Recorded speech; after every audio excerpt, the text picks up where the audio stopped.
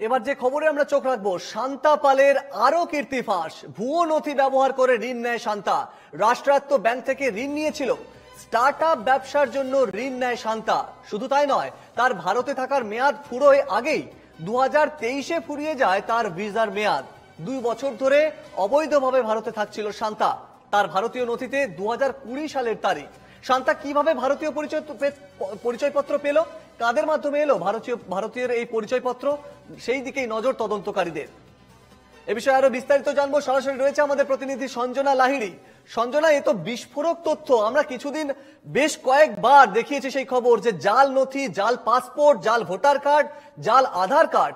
এবার বাংলাদেশের এই মডেল অভিনেত্রী, তারও পরিচয়পত্র জাল জানা যাচ্ছে এবং সেই পরিচয়পত্র দিয়ে সে পাসপোর্ট তৈরি করেছে এবং মেয়াদ উত্তীর্ণ ভাবেও 2 বছর থেকেছে। আর কি জানা যাচ্ছে? দেখো, দীর্ঘদিন ধরেই বাংলাদেশের মডেল এবং অভিনেত্রী হিসেবেই কিন্তু কাজ করেছে এই শান্তা পাল এবং প্রথম সারির অভিনেত্রীদের সঙ্গে কিন্তু মূলত টেক্কা দিয়ে চলেছিল এই শান্তা। এবং তার যেটা দেখা যায় যে 2020 সালের একাধিক নথি তার কাছ থেকে পাওয়া গেছে এবং সেগুলি ভারতের। কিন্তু উল্লেখযোগ্যভাবে এটাই 2023 সালে তার ভারতের যে ট্যুরিস্ট ভিসা, কারণ সে ট্যুরিস্ট ভিসাতেই এসেছিল, ট্যুরিস্ট ভিসার কিন্তু মেয়াদ উত্তীর্ণ হয় এবং ভারতে তার আগেও একাধিকবার তার অভিনয় জগতের কাজের জন্য সে এসেছে। সে দক্ষিণ ভারতীয় বেশ কয়েকটি ছবিতেও কাজ করেছে। এমনকি সেই জন্য তার ভারতে কিন্তু অবারিত একটা যাতায়াত ছিল, সেটা কিন্তু ইতিমধ্যে তদন্তকারীরা জানতে পেরেছেন। এবং সে কিন্তু বেহালার এক যুবকের মাধ্যমে প্রতারিত হয়েছিল, এমনটাও কিন্তু সেই তথ্য সামনে এসেছে। সুমন শীল নামে যে বিষয় আমরা আগেও কিন্তু দেখিয়েছি। সেক্ষেত্রে সেই জায়গা থেকে দাঁড়িয়ে এই যে তার মেয়াদ যে উত্তীর্ণ হয়েছে, ভিসার মেয়াদ, তারপরেও সে অবৈধভাবে ছিল। শুধুমাত্র অবৈধভাবে নয়, ফর্জারি ডকুমেন্টস বা নকল জাল Aadhaar card, voter ID, PAN card এই সমস্ত তৈরি করে কিন্তু সে ছিল। এবং এই গল্ফ গ্রিনের ফ্ল্যাটে থাকার সঙ্গে সঙ্গে সে একটি স্টার্ট আপ বিজনেস করারও পরিকল্পনা করেছিল এবং প্রথম সারির একটি রাষ্ট্রায়ত্ত সরকারি ব্যাংক থেকেই মূলত সে লোন নেয় এবং সে লোন যে স্যাংশন হয়েছে সে কথাও কিন্তু সে স্বীকার করেছিল। এমনকি হোটেল বিজনেস করারই পরিকল্পনা ছিল তার এবং ভারতেই কলকাতা বা শহরতলিতেই একটি বিজনেস করা সে পরিকল্পনা করেছিল।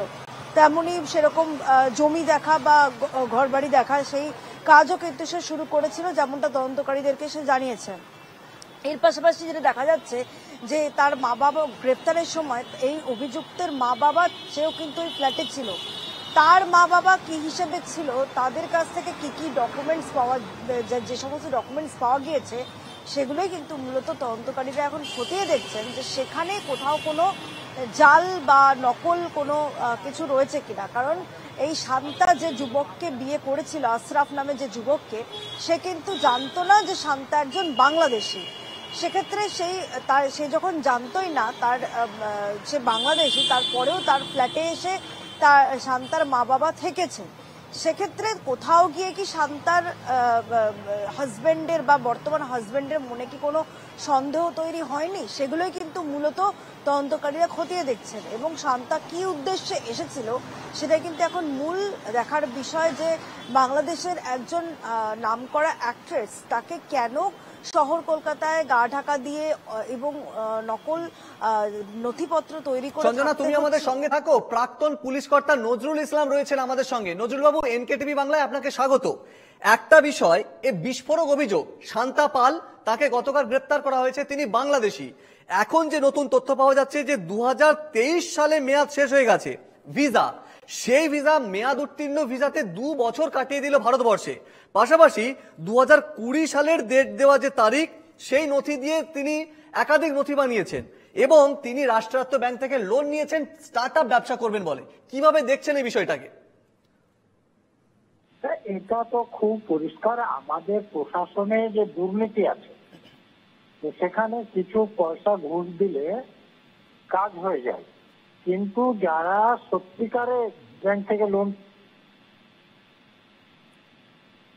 কার্ড ন্যায্যভাবে পাওয়ার কথা তারা পান না, কেন তারা ঘুষ দেননি। তো উনি যে কার্ড বানিয়েছেন সেগুলো ওরকম ঘুষ দিয়ে বানিয়েছেন। তো আমাদের প্রশাসনের প্রতিটা ছত্রে ছত্রে যদি দুর্নীতি থাকে তাহলে এরকম হওয়া তো খুবই স্বাভাবিক। বলুন। নজরুলবাবু, একটা বিষয়, মাঝে মধ্যেই তাকে বিভিন্ন রাজ্যে ফ্লাইটে যাতায়াত করেছেন তিনি, এবং তিনি এই যে ভুয়ো নথিতে এতদিন থাকছেন, এটা তো অভ্যন্তরীণ সুরক্ষা, ভারতের অভ্যন্তরীণ সুরক্ষার জন্য উদ্বেগজনক পরিস্থিতি এটা। তো আমাদের যারা প্রশাসনে আছে, যাদের এটা দেখার কথা যে তার ভিসা এক্সপায়ার করে গেছে, তারপর যে তাকে ফেরত পাঠানোর কথা বা তাকে কাস্টডিতে নেওয়ার কথা, তো নিশ্চয়ই এটা অমনি অমনি বন্ধ হয়ে থাকেনি, সেখানে দুর্নীতি কাজ করেছে। এই যে আপনি ভুয়ো নথি বলছেন, তো ভুয়ো নথি তো এমনি এমনি তৈরি হয় না, সেখানেও দুর্নীতি কাজ করেছে। তো যাদের দেশকে রক্ষা করার কথা তারাই যদি দুর্নীতি করে, তাহলে দেশ রক্ষিত হবে কি করে? হবে না। বলুন। একদমই, ধন্যবাদ নজরুল বাবু। অর্থাৎ কোথাও না কোথাও প্রশাসনের গাফিলতিকে দায়ী করছেন প্রাক্তন পুলিশ কর্তা। সঞ্জনা ছিল আমাদের প্রতিনিধি, সঞ্জনাকে আপাতত ধন্যবাদ। শান্তা পাল যে ধৃত, তার আত্মীয়রা কি বলছেন শোনাবো। এবারে নাচ জামাই নাতনির সঙ্গে কিভাবে দেখা হলো সুমনের? আমি সেটা বলতে পারবো না। সুমন কোথায় থাকতো? ওই বাংলাদেশি। আচ্ছা, বাংলাদেশি। এখানে কবে এসেছিল? ওই বললাম আমার স্বামী শরীর খারাপ হয় তখন ওই দেখতে এসেছিল। কতদিন? হঠাৎ ডাক্তার আমার কোন মাসে? সেই মাস্টার আমার মনে নেই, বললাম না, হ্যাঁ ওই জানুয়ারি মাসে মারা গেছে তখন এসেছিল দেখতে। আচ্ছা, কি কাজ করতো সুমন? আমি সেটা বলতে পারবো না, উনি কোনদিন আমি জিজ্ঞাসা করিনি, জানিও না। এমনি কেমন ছেলে ছিল? এখানে আসলে তো বেশ ভালোভাবে কথা বলতো। আপনারা জানতেন যে ওরা বাংলাদেশ?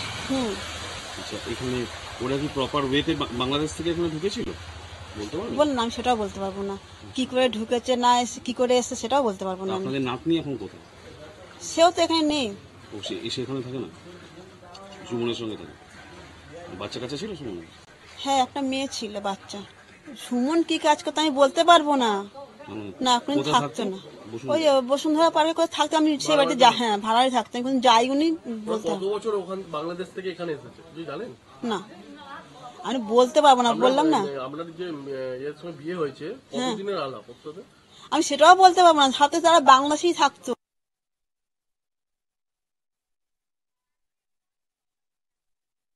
হ্যাঁ, তো বাংলাদেশে ছিল।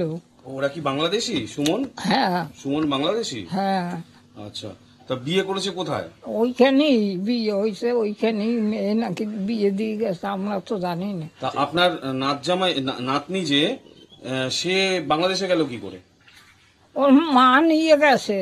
বাংলাদেশে নিয়ে গেছিল? হ্যাঁ, তার শাশুড়ি মারা গেছে, তখন ওই জামাই গেছে আগে, তারপর সেই আমরা ওই দালাল ধরিয়ে পাঠাই দিয়েছি মাইয়া। আপনারাও কি বাংলাদেশ? হ্যাঁ, আমরা বাংলাদেশি, আমরা সেই ৭৬-এর যে হয়েছে তখন তারপরে এসেছি। আমরা এসছি। আচ্ছা, আর সুমন এসছে কবে? সুমন এখানে যে ৫-৬ মাস হবে। ও বাংলাদেশি?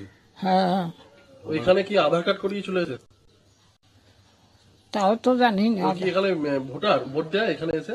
না না, ৬ মাস হয়েছে, ৬-৭ মাস হইবে আইছে, বলছে যে সুমনের ফোন নাম্বার আছে আপনার কাছে? ডাক্তার দেখাইতে আইছি। সুমনের নাম্বার আছে? নাম্বার তো আছে, ফোন করলে তো ধরে না।